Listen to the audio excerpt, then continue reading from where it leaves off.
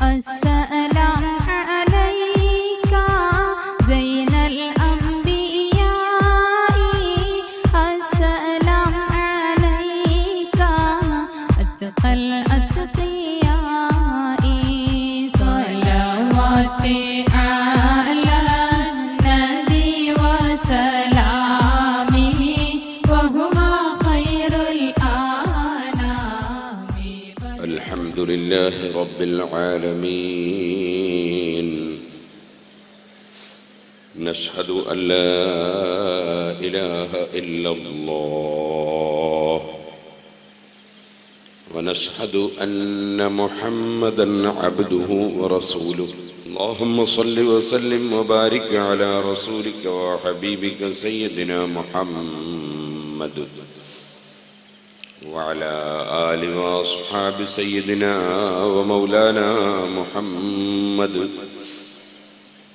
وعلى جميع الأنبياء والمرسلين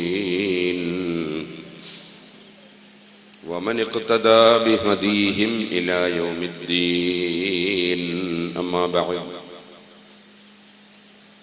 فأعوذ بالله من الشيطان الرجيم. بسم الله الرحمن الرحيم. لقد من الله على المؤمنين إذ بعث فيهم رسولا من أنفسهم يتلو عليهم آياته ويزكيهم ويعلمهم الكتاب والحكمة وإن كانوا من قبل لفي ضلال مبين. صدق الله العلي العظيم. صدق وبلغ رسوله النبي الكريم. ونحن على ذلك من الشاهدين الشاكرين والحمد لله رب العالمين.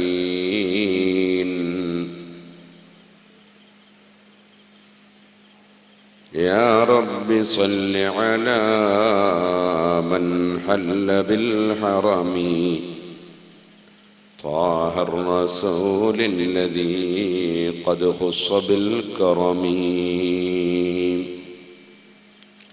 يا رب بالمصطفى بلغ مقاصدنا واغفر لنا ما مضى يا واسع الكرم.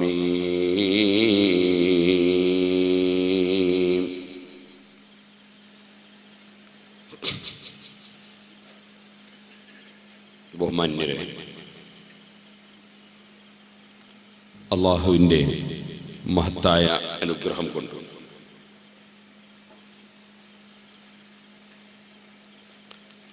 അല്ലാഹുവിൻ്റെ ദീൻ പഠിക്കുന്ന മുതഅല്ലിമീങ്ങൾ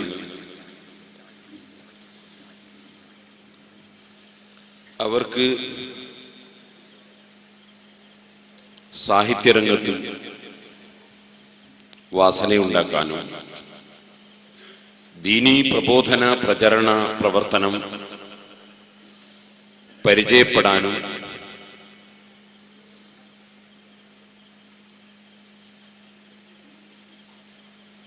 ഒരു വേദിയായി സംഘടിപ്പിക്കപ്പെട്ട അഷ്അരിയ ശരീഅത്ത് കോളേജ് സാഹിത്യ സമാജം ദർസിന്റെ ഒരു വാർഷിക പരിപാടിയും അഷ്റഫുൽ ഖൽഖ് സല്ലല്ലാഹു അലൈഹി വസല്ലമ തങ്ങളുടെ പേരിൽ സ്വലാത്ത് ചൊല്ലുന്ന ഒരു മജ്ലിസുമായി സംഘടിപ്പിക്കപ്പെട്ടതാണ് ഈ അനുഗ്രഹീതമായ സദസ്സ് എന്ന് ഞാൻ മനസ്സിലാക്കുന്നു. അർഹമർ റഹീമീനായ റബ്ബ് സുബ്ഹാനഹു വ തആല നമ്മുടെ ഈ സദസ്സും നമ്മുടെ ഈ ദർസും നമ്മുടെ അശ്അരിയ സ്ഥാപനവും അഹ്ലുസുന്നത്തി വൽ ജമാഅത്തിന്റെ മുഴുവൻ സ്ഥാപനങ്ങളും ദീനീ പ്രവർത്തനങ്ങളും അവൻ പൊരുത്തപ്പെട്ട സാലിഹായ അമലായി നമ്മിൽ നിന്ന് ഖബൂൽ ചെയ്യുമാറാകട്ടെ. അതിന് അല്ലാഹു തആല ചെയ്ത നിഅമത്ത് അത് ശാരീരികമാകട്ടെ, സാമ്പത്തികമാകട്ടെ, മാനസികമാകട്ടെ, അള്ളാഹു ചെയ്ത അനുഗ്രഹം അള്ളാഹുവിന്റെ ദീനിനു വേണ്ടി ചെലവഴിക്കുന്നവരും ഉപയോഗപ്പെടുത്തുന്നവരും ആരാണോ അവർക്കെല്ലാം അള്ളാഹു ദുനിയാവിലും ആഖിറത്തിലും അർഹമായ പ്രതിഫലം നൽകുമാറാകട്ടെ. നമ്മുടെ ഏത് സദസ്സിലും ഞാൻ എറണാകുളത്ത് വരുന്ന കാലം മുതലേ എല്ലാ സദസ്സിലും നിറഞ്ഞു നിൽക്കാറുള്ള നമ്മുടെ എയർലൈൻസ് ഹാജിയാർ നല്ല സുഖം ഇല്ല എന്ന് എന്നോട് വിളിച്ചു പറഞ്ഞു. അള്ളാഹു അദ്ദേഹത്തിന് ദീർഘായുസ്സും ആഫിയത്തും നൽകുമാറാകട്ടെ. രോഗികളായ പലരും നമ്മുടെ സദസ്സിലുണ്ട്, നമ്മുടെ കുടുംബങ്ങളിലും വീടുകളിലും ഉണ്ട്. നമ്മുടെ ദീനീ സ്ഥാപനങ്ങളിലേക്ക് നേർച്ചകളും സദഖകളും തന്ന് പലരും രോഗികൾക്ക് വേണ്ടി ദുആ ചെയ്യാൻ പറഞ്ഞവരുണ്ട്. അർഹമുർ റഹീമീനായ റബ്ബ് നമുക്കും അവർക്കുമെല്ലാം പരിപൂർണമായ ആഫിയത്ത് നൽകുമാറാകട്ടെ. നമ്മുടെ നേതാക്കൾക്കും ദീനീ പ്രവർത്തകർക്കുമെല്ലാം അല്ലാഹു തആല ദീനിന്റെ ഖിദ്മത്തിൽ ആഫിയത്തോടെ ദീർഘായുസ്സ് നൽകുമാറാകട്ടെ. ഇവിടെ നോട്ടീസിൽ കാണിച്ചിട്ടുള്ളത് ആത്മീയ പ്രഭാഷണം എന്നാണ്. ആത്മീയ പ്രഭാഷണം നടത്താൻ ഞാൻ ആളല്ല, അതിന് എനിക്ക് അർഹതയും ഇല്ല. അതേസമയം ആത്മീയ ചിന്തയുള്ള ധാരാളം സ്വാലിഹീങ്ങളും ആരിഫീങ്ങളും നമ്മുടെ മുൻഗാമികളായി നമുക്ക് ആത്മീയോപദേശം നൽകിയവർ ഉണ്ട്. ആ മഹാന്മാർ അവരുടെ പ്രശസ്തമായ ഗ്രന്ഥങ്ങളിൽ നൽകിയ ഉപദേശങ്ങൾ, അവർക്ക് ആ ഉപദേശങ്ങൾ പഠിപ്പിച്ചു കൊടുത്ത അള്ളാഹുവിന്റെ പരിശുദ്ധ ഖുർആൻ, അഷ്റഫുൽ ഖൽഖ് സല്ലല്ലാഹു അലൈഹി വസല്ലം തങ്ങളുടെ ഹദീസുകൾ, ആത്മീയ ചൈതന്യമുള്ള മഹാന്മാരുടെ ചരിത്ര സംഭവങ്ങൾ, അത് അറിയാവുന്നതിൽ നിന്ന് ഒരൽപ്പം എടുത്തുധരിക്കുക മാത്രമാണ് ഉദ്ദേശിക്കുന്നത്. അല്ലാഹു ജല്ല ജലാലുഹു നിങ്ങളെ കൂട്ടത്തിൽ എത്രയോ വലിയ വലിയ മഹാന്മാരെയും ആത്മീയ ചൈതന്യമുള്ളവരെയും സദസ്സിലും സ്റ്റേജിലും അല്ലാഹു വെച്ചിട്ടുണ്ടാകാം. പക്ഷേ അത് നോക്കി മനസ്സിലാക്കാൻ കഴിയുന്നവരല്ല ഈ വിനീതനായ ഞാൻ. എന്നെ സംബന്ധിച്ചിടത്തോളം എനിക്കറിയുന്നത് എന്നെക്കുറിച്ച് മാത്രമാണ്. ഞാൻ ഒരാത്മീയ പ്രഭാഷണം നടത്തി മറ്റുള്ളവരെ ആത്മീയമായ ചൈതന്യമുള്ളവരാക്കി തീർക്കാനുള്ള കെൽപ്പും അറിവും കഴിവും എനിക്കില്ല എന്നത് എനിക്ക് ബോധ്യമുണ്ട്. അല്ലാഹു ജല്ല ജലാലുഹു നമ്മെ എല്ലാവരെയും അവൻ പൊരുത്തപ്പെട്ട സാലിഹീങ്ങളിൽ ഉൾപ്പെടുത്തുകയും നമ്മുടെ ജീവിതത്തിലും നമ്മെ വിട്ടുപിരിഞ്ഞു പോയവരുടെ ജീവിതത്തിലും നമ്മോട് കൂടി ദീനീ പ്രവർത്തനം നടത്തുന്നവരുടെ ജീവിതത്തിലും അല്ലാഹു പൊരുത്തപ്പെടാത്ത എന്തെങ്കിലും കാര്യങ്ങൾ വല്ലപ്പോഴും സംഭവിച്ചു പോയെങ്കിൽ അവൻ സാധുവായി എനിക്കും നിങ്ങൾക്കും എല്ലാവർക്കും മാപ്പ് നൽകുകയും ചെയ്യുമാറാകണം. സുഹൃത്തുക്കളെ, മനുഷ്യന് ശരീരം, ആത്മാവ്, ഇങ്ങനെ രണ്ട് ഘടകം ഉണ്ട് എന്ന് നമുക്ക് എല്ലാവർക്കും അറിയാം. ശരീരമാകുന്ന ബോഡിയെ നിയന്ത്രിക്കുന്നത് ആത്മാവാകുന്ന ഡ്രൈവറാണ്. ശരീരത്തിന് പ്രായം ജന്മം മുതൽക്ക് നാം കണക്കുകൂട്ടുന്നതാണെങ്കിൽ ആത്മാവിന്റെ പ്രായം അതിനേക്കാളെല്ലാം എത്രയോ കൂടുതൽ ആണ്. ശരീരത്തിന്റെ നിർമ്മാണ പ്രവർത്തനം മാതാവിന്റെ വയറ്റിൽ 4 മാസത്തോളം നടന്നപ്പോഴാണ് ശരീരത്തെ നിയന്ത്രിക്കാനുള്ള ആത്മാവിനെ അള്ളാഹുവിന്റെ മലക്കുകൾ കൊണ്ടുവന്ന് ആ ബോഡിയിലേക്ക് നിക്ഷേപിച്ചിട്ടുള്ളത്. അള്ളാഹുവിന്റെ സൃഷ്ടിപ്പ് അത് അത്ഭുതകരമാണ്. അള്ളാഹുവിന്റെ സൃഷ്ടിപ്പിനെ സംബന്ധിച്ച് ചിന്തിക്കുന്ന ഏത് മനുഷ്യനും അള്ളാഹുവിലേക്ക് അവന്റെ ഹൃദയം നീങ്ങുകയും എപ്പോഴും അവൻ അള്ളാഹുവിന്റെ പരിശുദ്ധതയെ വാഴ്ത്തി സുബ്ഹാനല്ലാഹ് സുബ്ഹാനല്ലാഹ് എന്ന് പറഞ്ഞു പോവുകയും ചെയ്തു. അള്ളാഹുവിന്റെ പരിശുദ്ധതയെ വാഴ്ത്തുന്ന ഒരു ദിക്റാണ് സുബ്ഹാനല്ലാഹ്. അള്ളാഹുവിന്റെ മഹത്വത്തെ, അവന്റെ പരിശുദ്ധതയെ ഞാൻ വാഴ്ത്തുന്നു എന്നാണ് അതിന്റെ ഒരു ചുരുക്കസാരം. അല്ലാഹു സുബ്ഹാനഹു വ തആല സൃഷ്ടിപ്പിനെ സംബന്ധിച്ച് പറഞ്ഞ സ്ഥലങ്ങൾ പരിശോധിച്ചാൽ നമുക്ക് കാണാം. പല സ്ഥലത്തും സുബ്ഹാന എന്ന വാചകം അല്ലാഹു തആല എടുത്തു പറഞ്ഞത് കാണാം. സുബ്ഹാനല്ലദീ ഖലഖൽ അസ്വാജ കുല്ലഹാ മിമ്മാ തുംബിതുൽ അർളു വമിൻ അൻഫുസിഹിം വമിമ്മാ ലാ യഅലമൂൻ. സൂറത്ത് യാസീൻ. സൂറത്ത് യാസീൻ വളരെ ബൃഹത്തായ ഒരു സൂറത്താണ്. ഒരു പ്രാവശ്യം പാരായണം ചെയ്താൽ 10 പ്രാവശ്യം ഖുർആൻ പാരായണം ചെയ്ത പ്രതിഫലം ലഭിക്കുമാറ് അല്ലാഹു തആല മഹത്വം കൊടുത്തിട്ടുള്ള സൂറത്താണ് സൂറത്ത് യാസീൻ. തുടക്കം തന്നെ അഷ്റഫുൽ ഖൽഖ് സല്ലല്ലാഹു അലൈഹി വസല്ലം തങ്ങളുടെ മദ്ഹ യാസീൻ.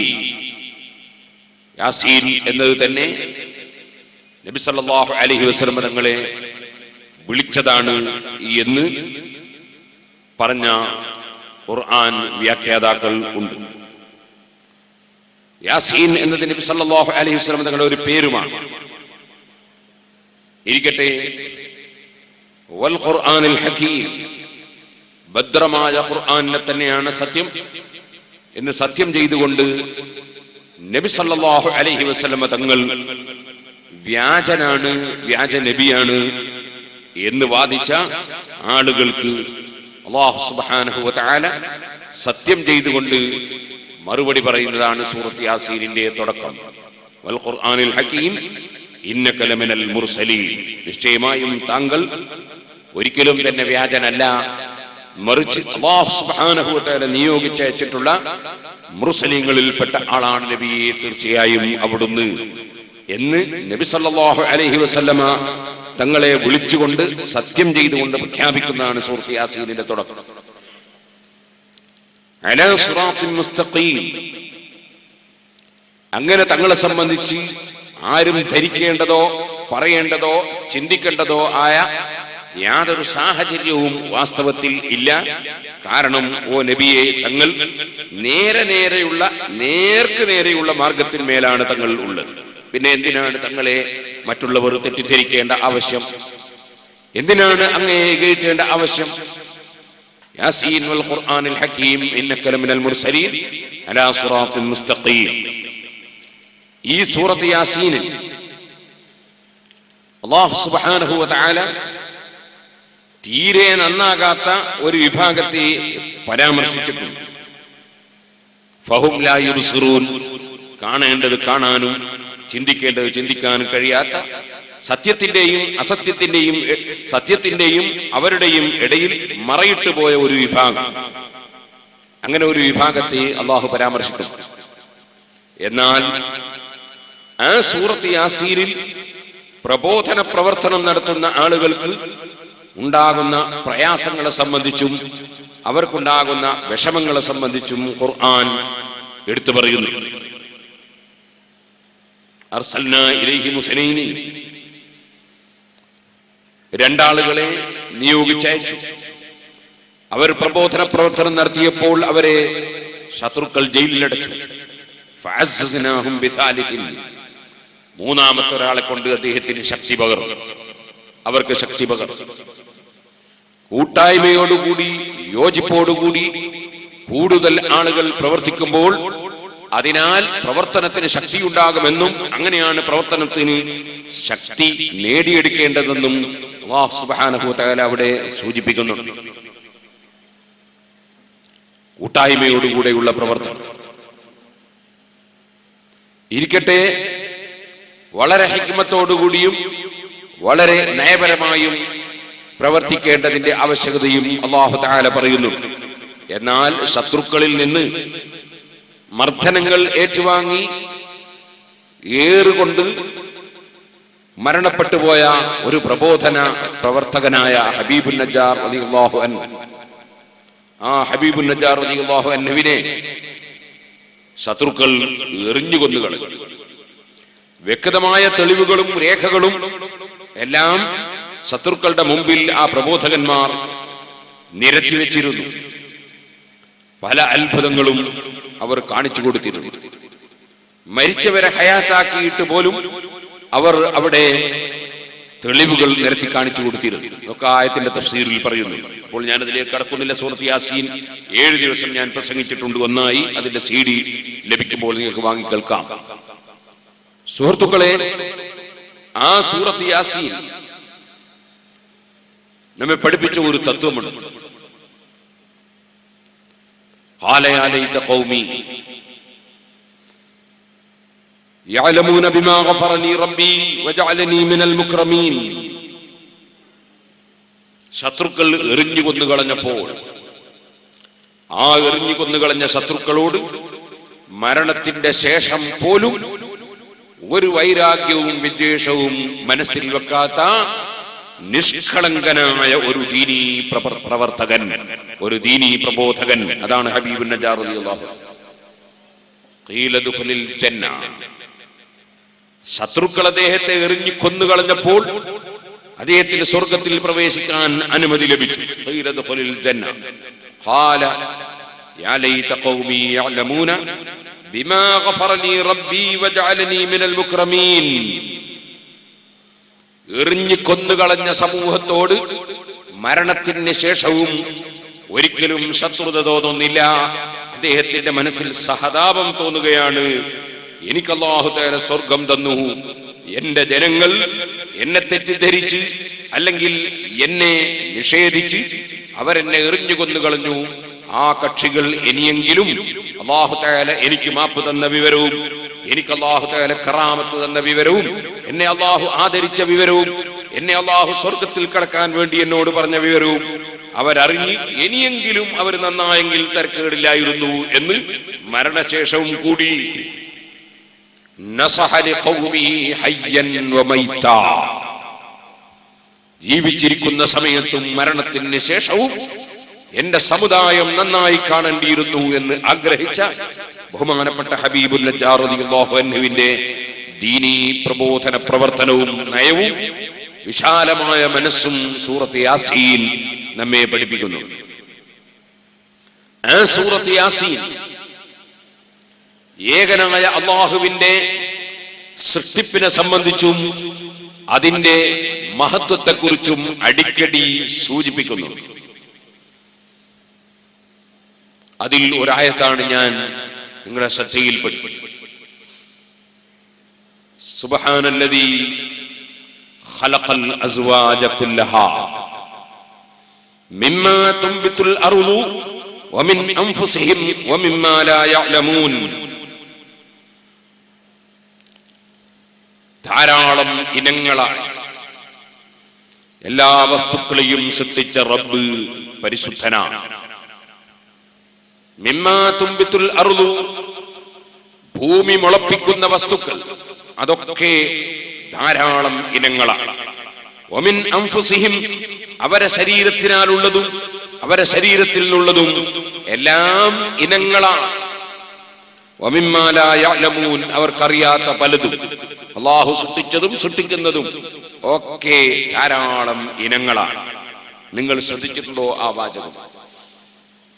കാപ്പി കൃഷി ചെയ്യുന്നവർക്കറിയാം കാപ്പി എത്ര ഇനങ്ങളാണ്. തെങ്ങ് കൃഷി ചെയ്യുന്നവർക്കറിയാം തെങ്ങ് എത്ര ഇനങ്ങളാണ്, തേങ്ങ എത്ര ഇനങ്ങളാണ്. നെല്ല് ഉൽപ്പാദിപ്പിക്കുന്നവർക്കറിയാം നെല്ല് എത്ര ഇനങ്ങളാണ്, ഗോതമ്പ് എത്ര ഇനങ്ങളാണ്, കാരക്ക ഈത്തപ്പഴം എത്ര ഇനങ്ങളാണ്, മുന്തിരിങ്ങ എത്ര ഇനങ്ങളാണ്. അല്ലാഹുവിന്റെ സൃഷ്ടിപ്പിനെ സംബന്ധിച്ച് നിങ്ങൾ ചിന്തിച്ചു നോക്കൂ. ഏത് സസ്യങ്ങൾ എടുത്താലും ഏത് കൃഷികളെടുത്താലും എത്ര ഇനങ്ങളാണ് അതുള്ളത്. സുബ്ഹാനല്ലദീ ഖലഖൽ അസ്വാജ കുല്ലഹാ മിമ്മാ തുംബിതുൽ അർള് വമിൻ അൻഫുസിഹിം വമിമ്മാ ലാ യഅലമൂൻ. എത്ര ആളുകളാണ് ഈ സദസ്സിൽ പങ്കെടുത്തത്? ഓരോരുത്തരുടെയും മുഖം വെവ്വേറെയാണ്, ഓരോരുത്തരുടെയും സ്വഭാവം വെവ്വേറെയാണ്. ഓരോരുത്തരുടെയും ബുദ്ധി വ്യത്യസ്തമാണ്, ഓരോരുത്തരുടെയും ശൈലി വ്യത്യസ്തമാണ്, ഓരോരുത്തരുടെയും സൗണ്ട് വ്യത്യസ്തമാണ്, സംസ്കാരം, ജീവിത രീതി, ഏത് വിഷയമെടുത്ത് നോക്കിയാലും ഇനങ്ങളാണ്. സ്വന്തം ഒരു ബാപ്പക്കും ഉമ്മക്കും 12 മക്കൾ ജനിച്ചപ്പോൾ ആ 12 മക്കളുടെയും മുഖം വെവ്വേറെയാണ്. പരസ്പരം തിരിച്ചറിയാത്ത ഒരു കുട്ടിയും ഇല്ല. ചിലർ പറയാറുണ്ട് ഇരട്ട വെച്ചതുകൊണ്ട് കണ്ടാൽ അറിയുന്നില്ല. നമുക്കറിയുന്നില്ല എന്നേ ഉള്ളൂ, ഭാര്യമാർക്കറിയുന്നുണ്ട്. അല്ലെങ്കിൽ ഭാര്യക്കും തിരിച്ചറിയുന്നില്ലേ, കുടുങ്ങിപ്പോകില്ലേ? അപ്പൊ നമ്മൾ കൂടുതൽ നോക്കാത്തത് കൊണ്ടും കാണാത്തത് കൊണ്ടും പരിചയപ്പെടാത്തതുകൊണ്ടും നമുക്കും ചെയ്യുന്നില്ല എന്നേ ഉള്ളൂ. വിഷയങ്ങൾ വ്യത്യാസമാണ് അല്ലേ? കോടിക്കണക്കിന് ജനങ്ങൾ ഇന്ന് ലോകത്ത് ജീവിച്ചിരിപ്പുണ്ട്. 100-700 കോടി ജനങ്ങൾ ജീവിക്കുന്നുവെങ്കിൽ അതിനേക്കാൾ കൂടുതൽ മരിച്ചുപോയിട്ടുണ്ട്. അതിനേക്കാൾ കൂടുതൽ ഇനിയും ഇവിടെ ഉണ്ടാകാൻ പോകുന്നുമുണ്ട്. പക്ഷേ ലോകത്ത് ആദം നബി അലൈഹിസ്സലാത്തു വസ്സലാം മുതൽ ഖിയാമത്ത് നാൾ വരെ ജീവിക്കുന്ന ഒരൊറ്റ മനുഷ്യനും വേറൊരു മനുഷ്യനെ പോലെയില്ല. എല്ലാവരും വ്യത്യസ്തമാണ്. സുബ്ഹാനല്ലദീ ഖലഖൽ അസ്വാജ കുല്ലഹാ മിമ്മാ തുംബിതുൽ അർളു വമിൻ അൻഫുസിഹിം. അല്ലേ?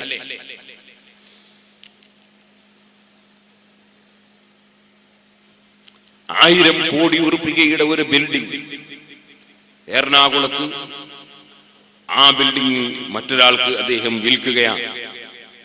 വിൽക്കുമ്പോൾ അദ്ദേഹത്തിന്റെ ഒരു വിരലടയാളം രജിസ്റ്റർ ചെയ്യുന്ന സമയത്ത് ഡോക്യുമെന്റ്സിൽ വെച്ചുകൊടുത്തു, ആധാരത്തിൽ വെച്ചുകൊടുത്തു.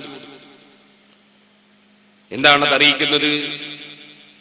ലോകത്ത് അതുപോലൊരു വിരലടയാളം മുമ്പാർക്കും ഉണ്ടായിട്ടില്ല, ഇനി ആർക്കും അങ്ങനെ ഒരു വിരലുണ്ടാകാൻ പോകുന്നുമില്ല. അല്ലെങ്കിൽ പിന്നെ ഈ വിരലടയാളം കൊണ്ട് എന്താ കാര്യം? നിങ്ങളെ പറമ്പും വിറ്റ് നിങ്ങളെ സ്വത്തും വിറ്റ് ഞാൻ പോകൂലേ? അപ്പൊ ഓരോ മനുഷ്യന്റെയും വിരലുകൾ വ്യത്യസ്തമാണ്, കണ്ണുകൾ വ്യത്യസ്തമാണ്. വിദേശ രാജ്യങ്ങളിൽ പോയവർക്കറിയാം, മനുഷ്യന്റെ കണ്ണ് സ്കാൻ ചെയ്ത് അവിടെ എടുത്തു വെച്ചിരിക്കുന്നു പലരുടെയും. കാരണം ഇക്കണ്ണും കൊണ്ട് എനിക്ക് വരണ്ടെന്ന് വെച്ചിട്ട്. സൂറത്ത് യാസീൻ അവസാനവും പറഞ്ഞതെന്താണ്? സുബ്ഹാനല്ലദീ ബിയദിഹി മലകൂതു കുല്ലി ശൈഇൻ വഇലൈഹി തുർജഊൻ. അല്ലേ? മനുഷ്യന്റെ ചിന്തക്കുറവിനെ സംബന്ധിച്ച് ഖുർആൻ സൂചിപ്പിച്ചു.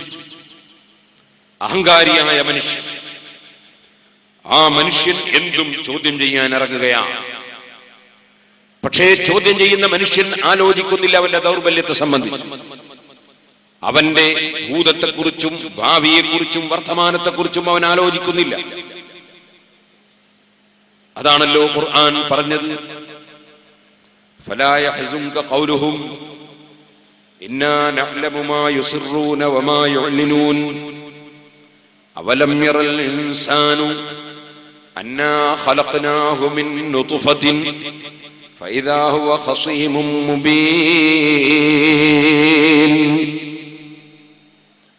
മനുഷ്യൻ അറിയുന്നില്ലേ, കാണുന്നില്ലേ, ചിന്തിക്കുന്നില്ലേ, നോക്കുന്നില്ലേ?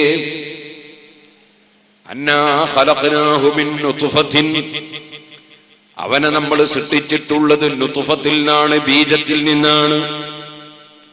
ഫൈദാ ഹുവ ഖസീമും മുബീൻ, എന്നിട്ട് അവനതാ വ്യക്തമായ തർക്കക്കാരനായി, വാദക്കാരനായി രംഗത്ത് വരികയാണ്.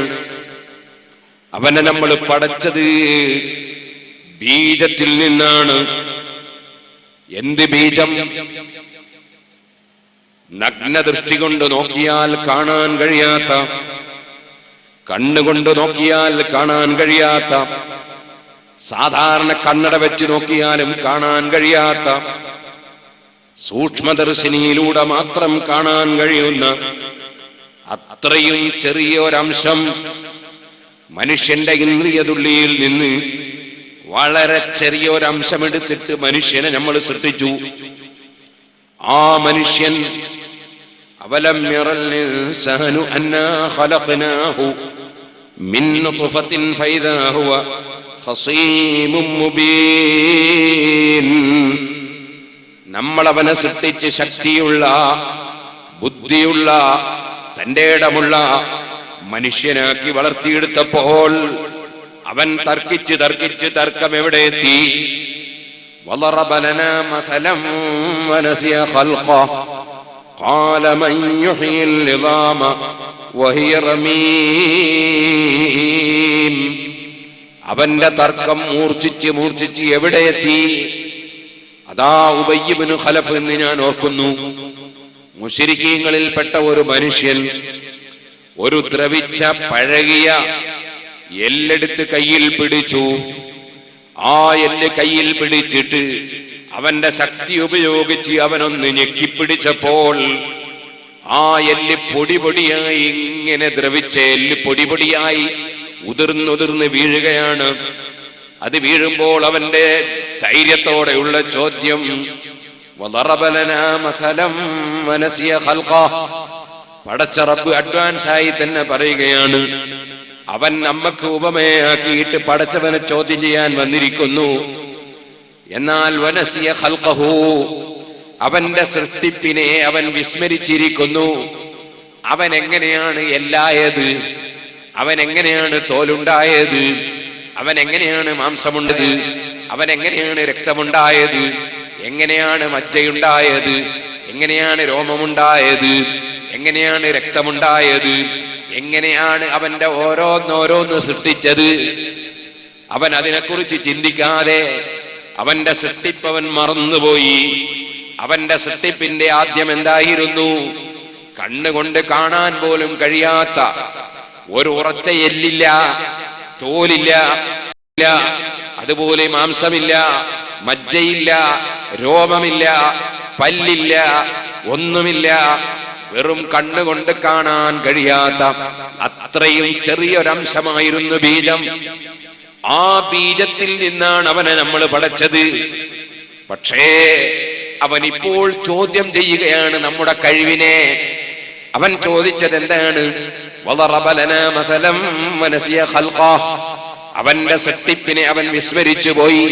അവൻ നമുക്ക് ഉപമയാക്കിയിട്ട് ചോദ്യം ചെയ്യുകയാണ്. എന്താണ് അവൻ ചോദിച്ചത്? മൻ യുഹ്യിൽ ഇളാമ വഹിയ റമീം. ദ്രവിച്ച് പഴകി അതാ പൊടിയായി പോകുന്ന ഈ എല്ലിനെ ആർക്കാണ് ജീവിപ്പിക്കാൻ കഴിയുക? ആർക്കാണ് ഇതിനെ മനുഷ്യനാക്കി രണ്ടാമത് രൂപപ്പെടുത്താൻ കഴിയുക എന്നാണല്ലോ അവന്റെ ചോദ്യം. എന്താണ് അവന്റെ വിഡ്ഢിത്തം? എന്താണ് അവന്റെ വിവരക്കേട്? എന്താണ് അവന്റെ ബുദ്ധിശൂന്യത? എന്താണ് അവന്റെ വിവേകശൂന്യത? കാരണം ഈ എല്ലും തോലും പല്ലും ഇത് മുഴുവനും നമ്മൾ പടച്ചത് കണ്ണുകൊണ്ട് കാണാൻ കഴിയാത്ത.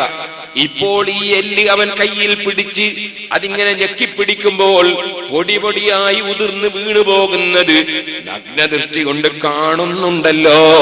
എന്നാൽ നഗ്നദൃഷ്ടി കൊണ്ട് കാണാൻ പോലും കഴിയാത്ത അത്രയും ചെറിയ ബീജത്തിൽ നിന്നല്ലേ ഈ ശക്തിയുള്ള മനുഷ്യനെ നമ്മൾ പടച്ചിട്ടുള്ളത്.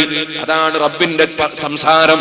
വളറബ ലനാ മസലൻ വനസിയ ഖൽഖഹു ഖാല മൻ യുഹ്യിൽ ഇളാമ വഹിയ റമീം. ദ്രവിച്ചു പോയ ഈ എല്ലിനെ ആർക്കാണ് ജീവിപ്പിക്കാൻ കഴിയുകയെന്ന് അവൻ നമ്മളെ വെല്ലുവിളിക്കുകയാണല്ലേ. എന്നാൽ ഖുൽ, പറയൂ നബിയേ, യുഹ്യീഹല്ലദീ അൻശഅഹാ അവ്വല മർറ. ആദ്യം അതിനെ പടച്ചവനാരാണോ അവൻ തന്നെ അതിനെ ജീവിപ്പിക്കുമെന്ന് മറുപടി പറയൂ നബിയേ. ഖുൽ യുഹ്യീഹല്ലദീ അൻശഅഹാ അവ്വല മർറ. എത്ര അർത്ഥവത്താണ് പരിശുദ്ധ ഖുർആനിന്റെ ആ അവതരണം! എത്ര അർത്ഥവത്താണ്! എത്ര ഹൃദയസ്പർക്കായ സംസാരമാണ്! മറുപടിയാണ് ഖുർആൻ പറയുന്നത്. ഈ എല്ലിനെ ആര് ജീവിപ്പിക്കുമെന്ന് ചോദിക്കുന്ന ആ മനുഷ്യന് എല്ലെങ്ങനെ ഉണ്ടായി എന്ന് ചിന്തിച്ചുകൂടെ? അവന്റെ മാതാവിന്റെ വയറ്റിലേക്ക് മാതാവ് എല്ലി വിഴുങ്ങിയിട്ടില്ല. അവന്റെ മാതാവിന്റെ വയറ്റിലേക്ക് മാതാവ് ഒരു മാംസക്കഷ്ണം അതാ വിഴുങ്ങിയതല്ല. അവൻ എല്ലും തോലും മാംസവും ഒക്കെയായി ഈ ലോകത്തേക്ക് വന്നത്. അത് വളർന്നത്, വരുന്ന സമയത്തില്ലാത്ത പല്ല് പിന്നീട് ശരീരത്തിൽ വന്നത്, അങ്ങനെ തുടങ്ങി ഓരോന്നോരോന്നും. സുബ്ഹാനല്ലാഹ്, കുട്ടിക്കാലത്ത് പ്രസവിച്ച ഉടനെ താടിയിൽ രോമം കൊടുത്തിട്ടില്ല, മീശയിൽ രോമം കൊടുത്തിട്ടില്ല. കൊടുത്തിരുന്നുവെങ്കിൽ ഞാൻ ചോദിക്കട്ടെ, ഇന്ന് ചെറിയ പിഞ്ചുമക്കളെ എടുത്ത് ചുംബിക്കുന്നത് പോലെ താടിയും മീശയുമൊക്കെ കുട്ടിക്കാലത്ത് തന്നെ, ചെറിയ കുട്ടിയായി വരുന്ന സമയത്ത് തന്നെ ഇങ്ങനൊരു താടിയും മീശയുമൊക്കെ ഉണ്ടെങ്കിൽ ഏതെങ്കിലും മാതാവിന്റെയോ പിതാവിന്റെയോ ഒരു ചുംബനമെങ്കിലും നമുക്ക് കിട്ടുമായിരുന്നോ? ഇപ്പൊ നമ്മളെ ആരെങ്കിലും പിടിച്ച് ചുംബിക്കുന്നുണ്ടോ? എന്തേ കാരണം? അതേ നാരും വേരും വന്നുപോയി. ആർക്കും ഇപ്പോൾ ആ നേരത്തെയുള്ള വാത്സല്യവും ചുംബിക്കാനുള്ള മനസ്സും വരുന്നില്ല. അതുണ്ടാകാനാണ് റബ്ബ് സുബ്ഹാനഹു വ തആല ഒരു രോമം പോലും താടിയിൽ തരാതെ, ഒരു രോമം പോലും മീശയിൽ മുളക്കാതെ അതേ ചെറിയ പിഞ്ചുകുട്ടിയായി വന്നപ്പോ എന്താണ് റബ്ബിന്റെ ഒരു സംവിധാനം? ഇനി നിങ്ങൾ നോക്കൂ, അതേ സമയത്ത് തല പിടിച്ച് സാധാരണ ആരും ചുംബിക്കാറില്ല. അതുകൊണ്ട് തന്നെ തലയിൽ രോമം തന്നിട്ടുമുണ്ട്. അതുകൊണ്ടൊരു തകരാറും സംഭവിച്ചിട്ടില്ല. ഇനി നിങ്ങൾ നോക്കൂ, പ്രസവിച്ച ഉടനെ മാതാവിന്റെ മുല കുടിക്കേണ്ട കുട്ടി മുല കുടിക്കുന്ന സമയത്ത് മാതാവിന്റെ മുല കടിച്ചുപോയാൽ, മാതാവിന്റെ മുല പഴുത്തുപോയാൽ മാതാവ് മുല കുടിക്ക് തരുന്നത് തന്നെ നിന്നുപോകും. അപ്പോൾ പട്ടിണി കിടന്ന് കുട്ടി മരണപ്പെട്ടു പോകും. അതുകൊണ്ട് മുലപ്പാല് കുടിച്ച് അല്പം വളർന്ന് മറ്റ് ഭക്ഷണങ്ങൾ കഴിക്കാൻ പാകം വരുന്നത് വരെ പല്ലും അല്ലാഹു തആല തന്നിട്ടില്ല. കാരണം പല്ല് തന്നാൽ അപകടമാണ്, പല്ലില്ലാതിരിക്കുന്നത് അനിവാര്യമാണ്. ഈ രൂപത്തിൽ ഓരോ സന്ദർഭത്തിലും ആവശ്യമായത് പടച്ചു തന്നുകൊണ്ട് സർവ്വ സൗകര്യങ്ങളും ചെയ്തു തന്ന റബ്ബിനെ ഒരു മനുഷ്യൻ ചോദ്യം ചെയ്യുന്നുവെങ്കിൽ ആ റബ്ബിലേക്ക് മനസ്സ് തിരിയാതെ അവൻ ഭൗതിക ലോകത്തും ഭൗതിക സ്ഥാനങ്ങളിലും ഭൗതിക ചിന്തയിലും അവന്റെ മനസ്സ് തിരിക്കുന്നുവെങ്കിൽ അവനല്ലയോ ലോകത്ത് ചിന്തയില്ലാത്ത മനുഷ്യൻ, അവനല്ലേ അഹങ്കാരമുള്ള മനുഷ്യൻ, അവനല്ലേ നന്ദിയില്ലാത്ത മനുഷ്യൻ, അവനല്ലേ വാസ്തവത്തിൽ ഒന്നും തിരിയാത്ത മനുഷ്യൻ. وضرب لنا مثلا ونسي خلقه قال من يحيي العظام وهي رميم قل يحييها الذي أنشأها أول مرة وهو بكل خلق عليم الذي جعل لكم من الشجر الأخضر نارا فإذا أنتم منه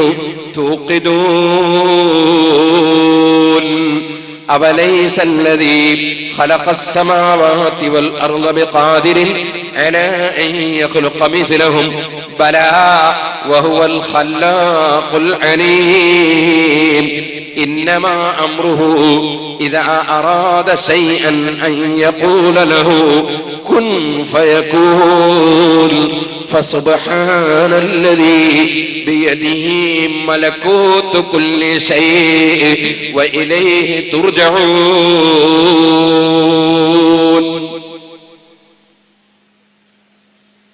وليس الذي خلق السماوات والأرض ആകാശങ്ങളെയും ഭൂമികളെയും സൃഷ്ടിച്ച അല്ലാഹു ജല്ല ജലാലുഹു അവൻ സൂര്യനെ സൃഷ്ടിച്ചിരിക്കുന്നു.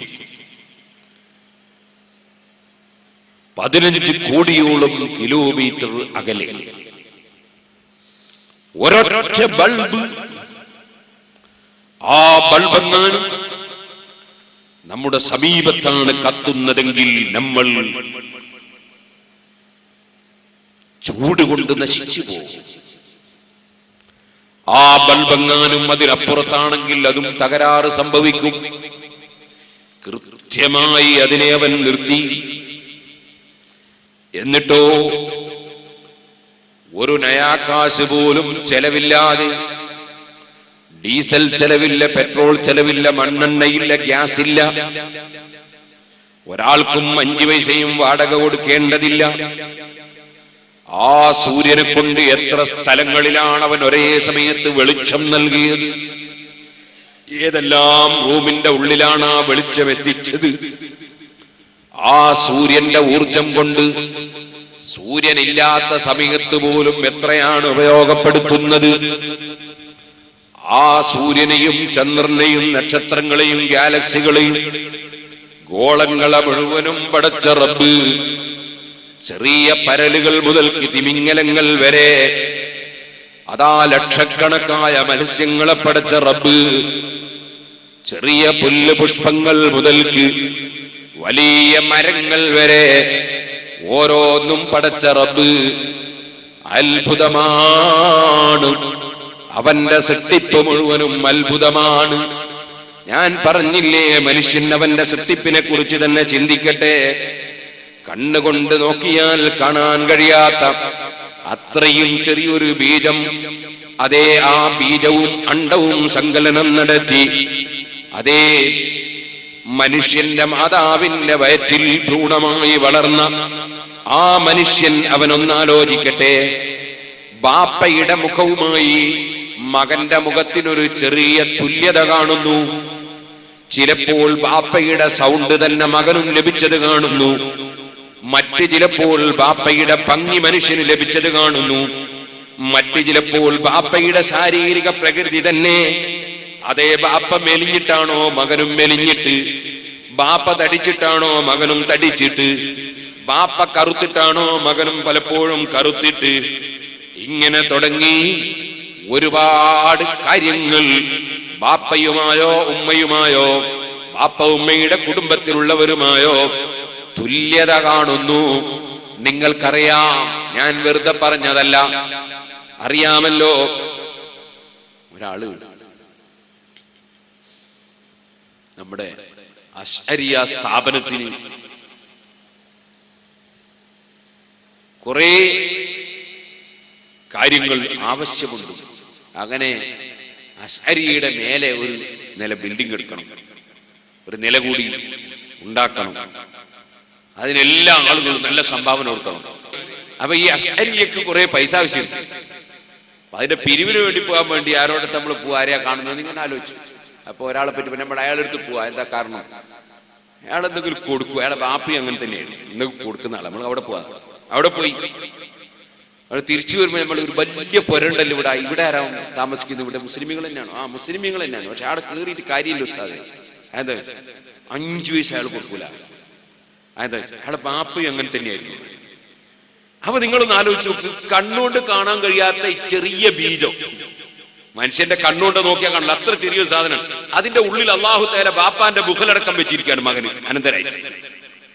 ബാപ്പ ഒന്നും കൊടുക്കാത്തവനെ മകനും അതേ ഒന്നും കൊടുക്കാത്ത സ്വഭാവം.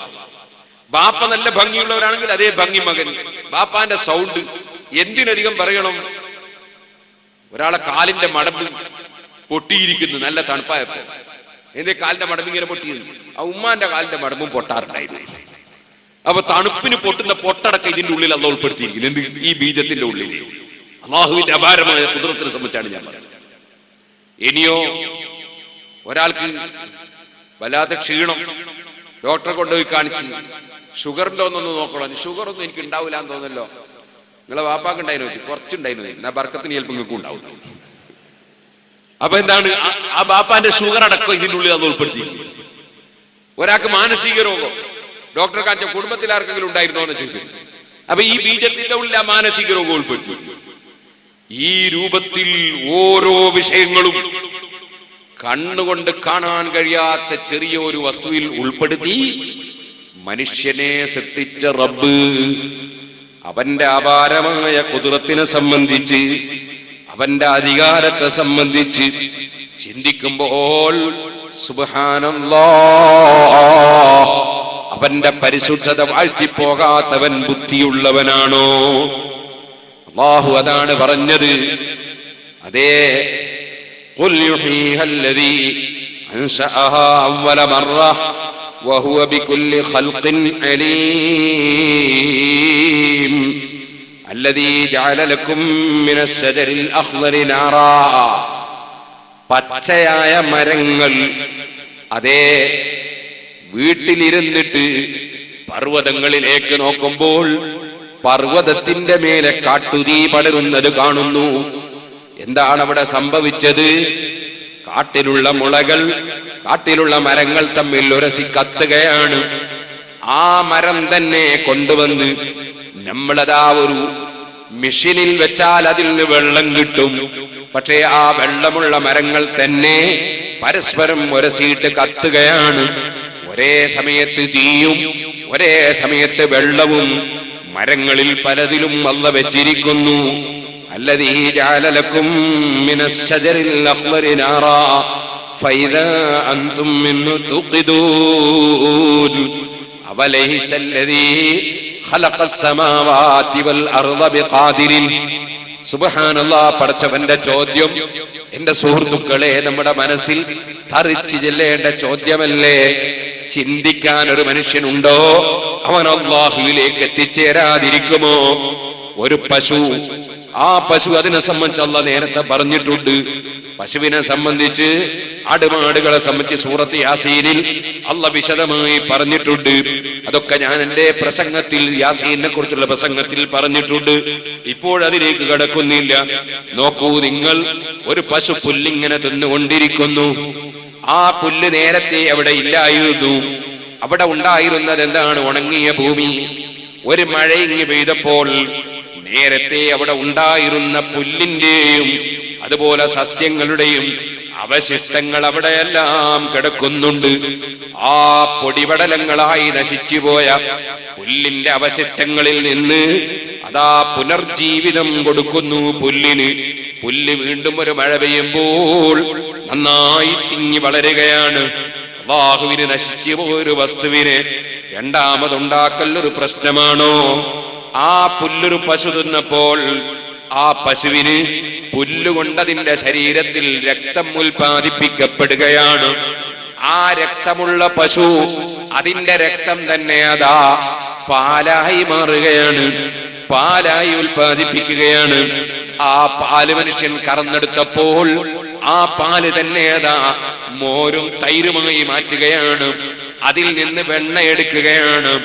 ഇങ്ങനെ ഒരേ വസ്തു തന്നെ തിരിച്ചും മറിച്ചും എത്ര മാറ്റങ്ങൾക്കാണ് റബ്ബ് വിധേയമാക്കുന്നത്, എന്തെല്ലാം വസ്തുക്കളായിട്ടാണ് രൂപാന്തരപ്പെടുത്തുന്നത്. ആ ഖാലിഖും അലിക്കുമായ റബ്ബ് അവലൈസല്ലദീ ഖലഖസ് സമാവാതി വൽ അർള ബിഖാദിരിൻ അലാ അൻ യഖ്ലുഖ മിസ്ലഹും ബലാ വഹുവൽ ഖല്ലാഖുൽ അലീം. അവനെ രണ്ടാമത് ജീവിപ്പിക്കുന്നതും അവരെ പോലുള്ള മനുഷ്യരെ വീണ്ടും കൊണ്ടുവരുന്നതും പടച്ചവനൊരു പ്രശ്നമാണോ? അല്ല, അല്ല. അവന് മനുഷ്യനെ പുനർജീവിപ്പിക്കുന്നത്, വീണ്ടും കൊണ്ടുവരുന്നത് അവനൊരു പ്രശ്നമല്ല. അവൻ നന്നായി സൃഷ്ടിക്കുന്നവനാണ്, എല്ലാ വിഷയങ്ങളും അറിയുന്നവനാണ്. വഹുവൽ ഖല്ലാഖുൽ അലീം. ഇന്നമാ അംറുഹു ഇദാ അറാദ ശൈഅൻ അൻ യഖൂല ലഹു കുൻ ഫയകൂൻ. ഒരു വിഷയം ഉണ്ടാകണമെന്ന് അവൻ ഉദ്ദേശിച്ചാൽ അവന്റെ ഒരു ഉത്തരവേ വേണ്ടൂ, ഉണ്ടാകണം എന്നൊരു ഉദ്ദേശമേ വേണ്ടൂ. അപ്പോഴേക്കതുണ്ടാകുന്ന വിധത്തിൽ അവൻ കഴിവുള്ളവനാണ്. സുബ്ഹാനല്ലദീ ബിയദിഹി മലകൂതു കുല്ലി ശൈഇ. മുഴുവൻ വിഷയത്തിന്റെയും അധികാരം, മുഴുവൻ വിഷയത്തിന്റെയും എല്ലാ പവറും അവന്റെ അധികാരത്തിലാണ്, അവന്റെ കരങ്ങളിലാണ്, അഥവാ അവന്റെ അധികാരത്തിലാണ്. അങ്ങനെ മുഴുവൻ വിഷയങ്ങളും അടക്കി ഭരിക്കുന്ന റബ്ബ് അവൻ പരിശുദ്ധൻ തന്നെ. സുബ്ഹാനല്ലദീ ബിയദിഹി മലകൂതു കുല്ലി ശൈഇ വഇലൈഹി തുർജഊൻ. ആ റബ്ബിലേക്ക് ഏത് മുതലാളിയാണെങ്കിലും ശരി, ഏത് തൊഴിലാളിയാണെങ്കിലും ശരി, ഏത് ഡോക്ടറാണെങ്കിലും ശരി, ഏത് രോഗിയാണെങ്കിലും ശരി, ഏത് പണ്ഡിതനാണെങ്കിലും ശരി, ഏത് പാമരനാണെങ്കിലും ശരി, ഏത് ആരോഗ്യമുള്ളവനാണെങ്കിലും ആരോഗ്യമില്ലാത്തവനാണെങ്കിലും, ഏത് അധികാരമുള്ളവനാണെങ്കിലും, ഏത് രാജാവാണെങ്കിലും, ഏത് പ്രജയാണെങ്കിലും, ആരാണെങ്കിലും ശരി, വഇലൈഹി തുർജഊൻ. അവനിലേക്ക് നിങ്ങളെ മുഴുവനും മടക്കപ്പെടുന്നു.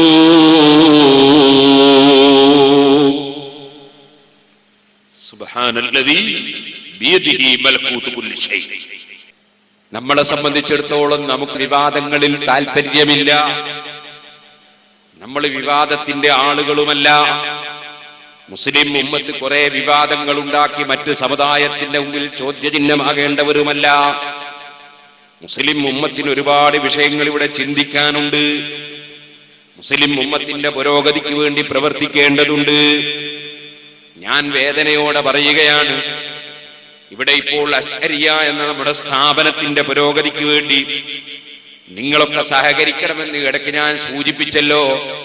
എന്നാ പലർക്കും തോന്നൽ എന്താണ്? സ്ഥാപനങ്ങൾ കൂടിപ്പോയി, വർദ്ധിച്ചുപോയി എന്നാണ്. എന്നാൽ പറയട്ടെ, നമ്മുടെ കയ്യിൽ സ്ഥാപനങ്ങളൊന്നും പോരാ. ഞാൻ വേദനയോടെ പറയുകയാണ്.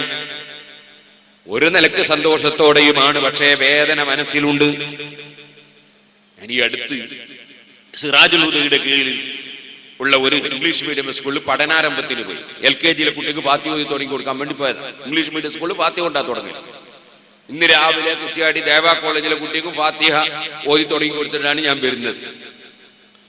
തുടങ്ങിക്കൊടുത്തത് എൻ്റെ അടുത്തുള്ള ഒരു സയ്യിദിനെ കൊണ്ടാ തുടങ്ങിച്ചു. താഹത്തങ്ങളാ തുടങ്ങിക്കൊടുത്തത്. ഞാൻ അതിൽ കുറെ ഉപദേശം നൽകിയതിന് ശേഷം, സുബീൻസ്കരിച്ചതിന് ശേഷം.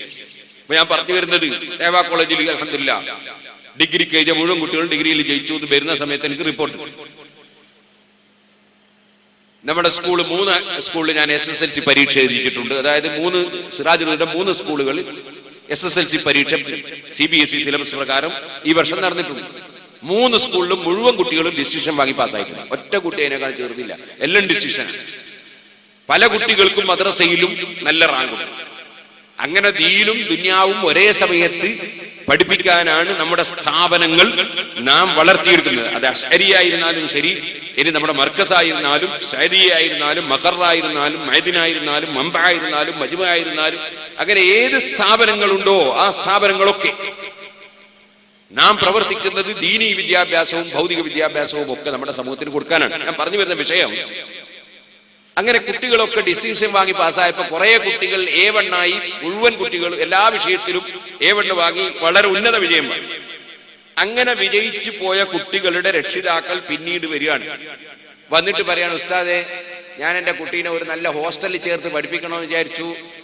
അവർക്ക് എൻട്രൻസിനും എഴുതാൻ സാധിക്കണം, അതോടുകൂടെ തന്നെ അവർക്ക് +1 +2 പഠിക്കാൻ സാധിക്കണം. അതിന് സൗകര്യമുള്ള ഒരു ഹോസ്റ്റൽ നമ്മളേതെങ്കിലും ഉണ്ടോ എന്ന് വന്ന് ചോദിക്കാൻ. ഒരൊറ്റ ഹോസ്റ്റൽ, ഒരു നിലവാരം പുലർത്തുന്ന ഉന്നത നിലവാരത്തിലുള്ള ഒരു ഹോസ്റ്റൽ ചൂണ്ടിക്കാണിച്ചു കൊടുക്കാൻ എന്റെ മനസ്സിൽ ഒറ്റ ഓർമ്മയിൽ വന്നില്ല. ഞാൻ നമ്മളെ ഒരു വേദന പറയാം. അതേ സമയത്ത് ഞാൻ സ്കൂളിൽ കുട്ടികളെ പഠനാരംഭത്തിന് ചെല്ലുമ്പോൾ സ്റ്റേജും വരെ നാദാപുരത്തെ SI നോബൽ എന്നാണ് അദ്ദേഹത്തിന്റെ പേര്. അദ്ദേഹത്തിന്റെ കുട്ടി നമ്മളെ സ്കൂൾ പഠിക്കുന്നുണ്ട്. നമ്മളെ സ്കൂൾ 2000 കുട്ടികൾ നാദാപുരത്ത് പഠിക്കുന്നുണ്ട്. പക്ഷേ അമുസ്ലിം സഹോദരന്മാരെ കുട്ടികൾ വളരെ കുറച്ചേ ഉള്ളൂ. ഒന്ന് SIന്റെ മോൻ തന്നെയാണ്, കുട്ടി തന്നെയാണ്. അതെന്താ കാരണം? നമ്മൾ ഒരു പീരീഡ് ഫാത്തിഹ പഠിപ്പിക്കൂ, മറ്റേ പീരീഡ് നമ്മൾ അഖ്ലാഖ് പഠിപ്പിക്കൂ, വേറൊരു പീരീഡ് അമലിയാത്ത് പഠിപ്പിക്കൂ. അതിന്റെ ഇടക്കാണ് നമ്മൾ ഇംഗ്ലീഷ് മീഡിയം നടക്കുന്നത്. എന്നിട്ടാണ് ഈ ഡിസിഷനൊക്കെ വാങ്ങുന്നത്. അപ്പൊ ഞാൻ പറഞ്ഞു വരുന്നത്, അപ്പൊ അവരെ കുട്ടികൾക്ക് ഇതൊന്നും പഠിക്കൽ ആവശ്യമില്ലല്ലോ. അപ്പൊ അവരെ കുട്ടികളെ സമയം പോയി പോകും. മാത്രമല്ല, കുട്ടികൾ നമ്മളെ സ്കൂളിൽ കുറച്ച് ദിവസം പഠിച്ചാൽ പിന്നെ കയറി ചെല്ലുമ്പോൾ അസ്സലാമു അലൈക്കും എന്ന് പറയും, ചായ എടുത്ത് കുടിക്കുമ്പോൾ ബിസ്മില്ലാഹിർ റഹ്മാനിർ റഹീം എന്ന് പറയും. അതുകൊണ്ട് പലരും ചേർക്കൂല, നമുക്ക് വിരോധം ഉണ്ടായിട്ടല്ല. അപ്പൊ അദ്ദേഹത്തോട് ഇത് ആദ്യം തന്നെ പറഞ്ഞു, ഇങ്ങനെ ഉണ്ടാവും, അത് കുഴപ്പമില്ല, അതും പഠിച്ചോട്ടെ എന്നല്ല അയാൾ അങ്ങനെ ചേർത്തതാണ്. അദ്ദേഹം സ്റ്റേജിൽ വന്ന് പ്രസംഗിക്കുന്നുണ്ട്. അപ്പൊ എന്നോട് എന്റെ മാനേജർ പറഞ്ഞു, ഇയാൾ പ്രത്യേക ഉസ്താദിനോട് ഒരു കാര്യം പറയാൻ പറഞ്ഞു. ഞാൻ ചോദിച്ചത് എന്താ? ഇയാൾ പറഞ്ഞ അയാൾ കോട്ടയം ഭാഗത്തുള്ള ഒരാളാണ്. കോട്ടയം ഭാഗത്തൊക്കെ ഏകദേശം എല്ലാ ചർച്ചിനോടനുബന്ധിച്ചും ക്രിസ്തീയ സഹോദരന്മാർക്ക് അവരുടെ പുരോഹിതന്മാരും മറ്റും പ്രവർത്തിച്ചിട്ട് വിദ്യാഭ്യാസ സ്ഥാപനങ്ങളുണ്ട്. അങ്ങനെ സ്കൂളുണ്ട്, അതുപോലെ തന്നെ ഹയർ സെക്കൻഡറി ഉണ്ട്, ഡിഗ്രി പഠിക്കുന്ന കോളേജുണ്ട്, എല്ലാ സ്ഥാപനങ്ങളുണ്ട്. അതുപോലെ എല്ലാ പള്ളിയോടനുബന്ധിച്ച് ഓരോ വിദ്യാഭ്യാസ സ്ഥാപനം തുടങ്ങാൻ ഉസ്താദിനോട് പറയണം. എന്നാൽ ഈ നാദാപുര ഭാഗത്തൊന്നും കുഴപ്പമുണ്ടാവില്ല എന്ന് അയാൾ പറഞ്ഞിരിക്കുന്നത്. അപ്പൊ ഞാൻ പറഞ്ഞു വരുന്നത്, നമ്മുടെ മുസ്ലിമീങ്ങൾ എത്ര മുതലാളിമാരുണ്ട്, എത്ര കക്ഷികളുണ്ട്. പക്ഷേ നമ്മുടെ ദീനീ വിദ്യാഭ്യാസവും കൂടി കൊടുക്കുന്ന വിധത്തിൽ നമ്മുടെ യുവതലമുറയെ വിദ്യാഭ്യാസ രംഗത്ത് പുരോഗമിക്കുമ്പോൾ തന്നെ അവരുടെ ദീൻ ചോർന്നു പോകാതെ അവരുടെ വിശ്വാസവും കർമ്മവും ഒക്കെ കൃത്യമായി പഠിപ്പിച്ചുകൊണ്ട് വിദ്യാഭ്യാസ സ്ഥാപനങ്ങൾ എത്ര ഇനിയും ഉയരേണ്ടതുണ്ട്, എത്ര വളരേണ്ടതുണ്ട്. ബിസിനസ്സിന് വേണ്ടി വിദ്യാഭ്യാസ സ്ഥാപനം നടത്തുന്ന പലരും ഉണ്ടാകാം. അവർക്ക് ബിസിനസ്, പണം, അതിലപ്പുറം ആ കുട്ടികൾക്ക് ധാർമ്മിക ബോധം വേണം, ധാർമ്മിക വിദ്യാഭ്യാസം വേണമെന്ന ചിന്ത പലർക്കും വരുന്നില്ല. ആരെങ്കിലും ഉള്ളവരുണ്ടാകാം, പലർക്കും വരുന്നില്ല. അതുകൊണ്ടാണ് നമ്മുടെ സംഘടനകളുടെ കീഴിൽ തന്നെ നാം ഉന്നത നിലവാരമുള്ള ധാരാളം വിദ്യാഭ്യാസ സ്ഥാപനങ്ങൾ വളർത്തണം എന്ന് അടിക്കടി ചിന്തിച്ചുകൊണ്ടിരിക്കുന്നതും പ്രവർത്തിച്ചുകൊണ്ടിരിക്കുന്നതും എന്ന് സാന്ദർഭികമായി ഞാൻ ഉണർത്തുകയാണ്. അള്ളാഹു അത്തരം സംരംഭങ്ങളെ സഹായിക്കുന്നവരെ ദുനിയാവിലും ആഖിറത്തിലും സഹായിക്കുമാറാകണം. ഞാൻ എന്റെ വിഷയത്തിലേക്ക് തന്നെ പോകുന്നു. അല്ലാഹു ജല്ല ജലാലുഹു സുബ്ഹാനല്ലദീ ബിയദിഹി മലകൂതു കുല്ലി ശൈഇ. അല്ലാഹുവിന്റെ അധികാരത്തെക്കുറിച്ചല്ലേ നമ്മൾ പറഞ്ഞു വന്നത്. ഒരാൾ എന്നെ ടെലിഫോൺ ചെയ്ത് പറയുകയാണ്, ഉസ്താദേ ഒരു സംശയം. ഒരാൾ ചോദിച്ചപ്പോൾ എന്റെ മനസ്സിൽ നിന്ന് സംശയം പോകുന്നില്ല. ഞാൻ ചോദിച്ചു അദ്ദേഹത്തോട്, നിങ്ങളൊരു വിശ്വാസിയല്ലേ? അദ്ദേഹത്തിന് പറയും, ഞാൻ വിശ്വാസിയാണ്, പക്ഷേ എന്നെ ചോദ്യം ചെയ്തവൻ വിശ്വാസിയല്ല. അവൻ യുക്തിവാദിയോ നിരീശ്വരവാദിയോ മതവിരോധിയോ ആണ്. എത്രയെത്ര മുസ്ലിം ചെറുപ്പക്കാരാണ്, ബാപ്പയും ഉമ്മയും മുസ്ലിമാണ്, മക്കള് പച്ച കാഫിറാണ്, ഈമാൻ തെറ്റിപ്പോയവരാണ്. അല്ലാഹുവേ, ഞങ്ങളെ സന്താന പരമ്പരകളെ, ഞങ്ങളെ ശിഷ്യ പരമ്പരകളെ, ഞങ്ങളെ നീ ഈമാൻ ഉറച്ചവരിൽ ഉൾപ്പെടുത്തണം റഹ്മാനേ. ഓ മുഅ്മിനീങ്ങളെ, നിങ്ങൾ ചിന്തിക്കൂ, ഈമാനിന്റെ വെളിച്ചം അമേരിക്കയുടെ പ്രസിഡന്റിന് റബ്ബ് കൊടുത്തിട്ടില്ല, ഇന്ത്യയുടെ ഇന്നേവരെയുള്ള പ്രധാനമന്ത്രിമാർക്ക് കൊടുത്തിട്ടില്ല. അതേ ഈമാനിന്റെ വെളിച്ചം കിട്ടിയവരാണ് സാധുക്കളായ നമ്മൾ. അത് നമ്മുടെ മുൻഗാമികൾ മുഖേന നമ്മിലേക്ക് കൈമാറി വന്നതാണ്. അത് നമ്മുടെ വരും തലമുറയിൽ സൂക്ഷിക്കേണ്ട ബാധ്യത നമുക്കില്ലേ? അത് അന്ത്യനാൾ വരെ തുടരേണ്ടതില്ലേ? നമുക്ക് വേണ്ടി ഖുർആൻ ഓതുന്ന പ്രാർത്ഥിക്കുന്ന മക്കൾ വേണ്ടതില്ലേ? ബാപ്പയെ എന്തിന് ഖബർസ്ഥാനിൽ കൊണ്ടുപോകണം? ബാപ്പയ്ക്ക് വേണ്ടി ഞാൻ എന്തിന് പ്രാർത്ഥിക്കണം? ബാപ്പയുടെ പേരിൽ ഞാൻ എന്തിന് ഭക്ഷണം കൊടുക്കണം? ബാപ്പയ്ക്ക് എന്താണ് അതുകൊണ്ട് കാര്യം? മരിച്ചാൽ മണ്ണോട് മണ്ണ് ചേർന്ന് ബാപ്പ നശിച്ചു പോയില്ലേ എന്ന് ചിന്തിക്കുന്ന, തീരെ വിവരമില്ലാത്ത, ചിന്തയില്ലാത്ത മക്കള് പലർക്കും വളരുന്നില്ലേ? അതുകൊണ്ടാണ് ഞാനിത് പറയുന്നത്. അല്ലാഹുവിന്റെ അധികാരത്തെക്കുറിച്ചൊരു മനുഷ്യൻ ചിന്തിക്കട്ടെ. ഞാൻ അദ്ദേഹത്തോട് പറഞ്ഞു, നിങ്ങളുടെ എതിരാളിയായി നിങ്ങളോട് ചോദ്യം ചോദിച്ച മനുഷ്യന് പറഞ്ഞു കൊടുക്കാൻ വേണ്ടി ഞാൻ നിങ്ങളോട് ചില സംശയങ്ങൾ അങ്ങോട്ട് ചോദിക്കുന്നു, നിങ്ങളതിന് കൃത്യമായ മറുപടി പറയണം. അദ്ദേഹത്തോട് ഞാൻ ചോദിച്ചു, നിങ്ങൾ വിശ്വാസിയല്ലേ? അദ്ദേഹം പറഞ്ഞു, ഞാൻ വിശ്വാസിയാണ്. രണ്ടാമത് ഞാൻ ചോദിക്കട്ടെ, പടച്ചവൻ ഉണ്ടെന്നോ ഇല്ലെന്നോ നിങ്ങൾ പറയുന്നത്? അദ്ദേഹം പറഞ്ഞു, ഞാൻ ഉണ്ടെന്നാണ് പറയുന്നത്, പക്ഷേ അവൻ അത് നിഷേധിക്കുന്നു.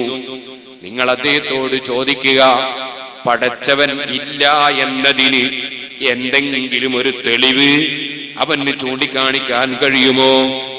പടച്ചവൻ ഇല്ല, ഇത് നിയന്ത്രിക്കുന്ന ഒരാളില്ല എന്നതിന് എന്തെങ്കിലും ഒരു തെളിവ് ആ യുക്തിവാദിക്ക് ചൂണ്ടിക്കാണിക്കാൻ കഴിയുമോ? നിങ്ങളോട് നിങ്ങളെ മുന്നിൽ ഞാൻ വെക്കുന്നു, പടച്ചവൻ ഇല്ല എന്നതിന് ഇന്ന് വരെ ഒരു യുക്തിവാദിക്കും ഒരു നിരീശ്വരവാദിക്കും ഒരു തെളിവും പറയാൻ കഴിഞ്ഞിട്ടില്ല, കഴിയുന്നതല്ല. അവനാകത്തുക പറയാനുള്ളത് ഉണ്ടെങ്കിൽ കാണണ്ടേ എന്നാണ്. ഉള്ളതെല്ലാം കാണണമെന്നുണ്ടോ? ഈ പറയുന്ന മനുഷ്യന് ബുദ്ധിയില്ലേ? ഉണ്ടെന്നാണ് പറയുന്നതെങ്കിൽ ആ ബുദ്ധി അവൻ കണ്ടിട്ടുണ്ടോ? അവൻ കാണാത്തത് കൊണ്ട് ബുദ്ധി ഇല്ലെന്നാണോ വിധിക്കേണ്ടത്? ബുദ്ധി ഉണ്ടെന്നാണോ വിധിക്കേണ്ടത്?